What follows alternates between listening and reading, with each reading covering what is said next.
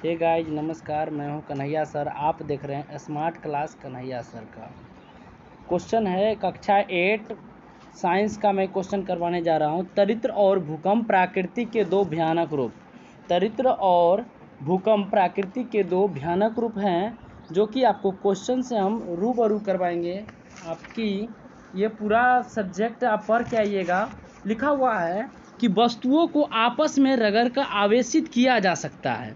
उसके बाद कोऑर्डिनेट 2 में लिखा हुआ है आवेश दो प्रकार के होते हैं, एक धना आवेश और दूसरा ऋण आवेश।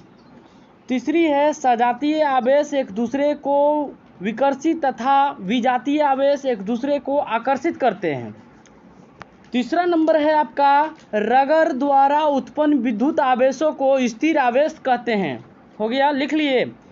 चौथा नंबर है आपका जब आवेश गति करते हैं तो विद्युत धारा बनती है। जब आवेश गति करते हैं तो विद्युत धारा बनती है।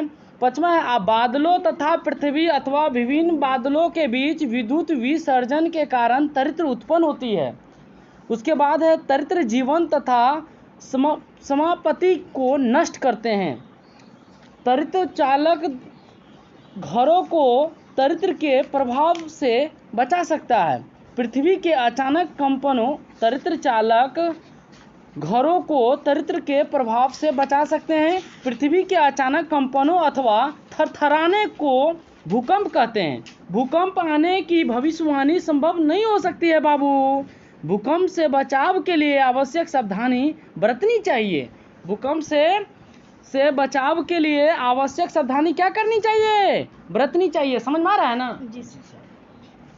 उसके बाद क्वेश्चन है नंबर क्वेश्चन है बाबू, सजातीय आवेश एक दूसरे co dot dot dot dot dot करते हैं। आप लोग आंसर है तो आप लोग बता सकता है बॉयज गर्ल्स दोनों। ठीक है। क्वेश्चन नंबर कह रही है कि सजातीय आवेश एक दूसरे को डॉट डॉट डॉट करते हैं।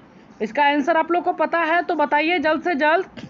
दूसरी क्वेश्चन है विजातीय आवेश। इसका आंसर आप लोग लिख लीजिएगा नोट डाउन करके। क नंबर का आंसर है, एक का विकर्षित, दूसरी के आकर्षित बाबू, तीसरा का सुरक्षा, चौथा का भूकंप वाला लिख ही लिए होंगे। दूसरा नंबर क्वेश्चन है आपका, सर्दियों में स्वेटर उतारते समय चिटचिट की आवाज होती है क्यों? तो आंसर लिखिएगा स्वेटर तथा शरीर के रगड़ से आवेश उत्पन्न होता है। आवेश के प्रभाव के कारण विद्युत उत्पन्न होती है। इस प्रभाव को विद्युत उत्सर्जन कहा जाता है, जिस कारण तीव्र प्रकाश चिंगारी के रूप में उत्पन्न होती है, जो हमें चिटचिट की आवाज तथा चिंगारी के रूप में मालूम पड़ता है। क्वेश्चन नंबर तीसरा लिखिएगा आप लोग, जब हम विद्युत दर्शियों को ऊपरी भाग को छूते हैं तो वह अपना आवेश खो देती है। व्याख्या कीजिए। जब हम विद्युत, आंसर लिखिएगा आप लोग। क्वेश्चन में पहले क्वेश्चन देख लीजिए। जब हम विद्युत दर्शी को ऊपरी भाग को छूते हैं तो वह अपना आवेश खो देती है। व्याख्या कीजिए। तो आप लोग को नोट डाउन करना है आंसर लिख करके बाबू।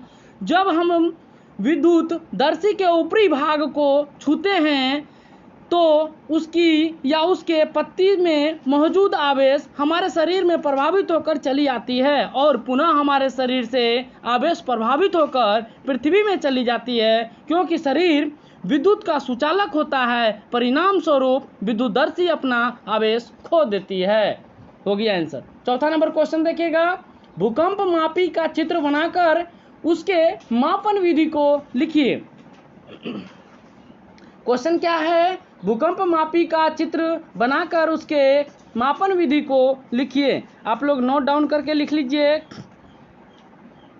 हो गया। 5वां नंबर क्वेश्चन है आपका, 5 नंबर है, तरित्र तथा भूकंप से अपनी सुरक्षा के उपायों का वर्णन कीजिए। तो 1 नंबर लिखिए, तरित्र झांझा अथवा तूफान के समय खुले स्थान में नहीं रहना चाहिए। दूसरी नंबर, बिजली तथा टेलीफोन के तारों का खंभे से दूरी बनाकर रहना चाहिए या रखना चाहिए, क्योंकि तरित्र एक विद्युत विसर्जन है। तीसरा नंबर है, किसी भी बिजली से चलने वाले उपकरणों के प्रयोग से बचना चाहिए।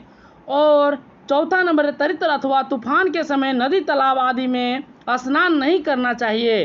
5वां नंबर है बाबू, वातावरण शांत होने पर ही सुरक्षित स्थान से बाहर आना चाहिए। आपको वीडियो ये वीडियो पसंद आवे तो लाइक सब्सक्राइब करना बाबू ना भूले और कमेंट करें। और जहाँ तक कि आप शेयर कीजिए, आप जितना भी वीडियो के शेयर करते हैं आपसे हमें मोटिवेट होती है कि ऐसी ऐसी वीडियो बनाते रहूँगा। और आप लोग को बीच मैं फिर दोबारा दूसरे अगर आपकी कमेंट रहेगी तो मैं फिर से क्वेश्चन तीसरा नंबर आपका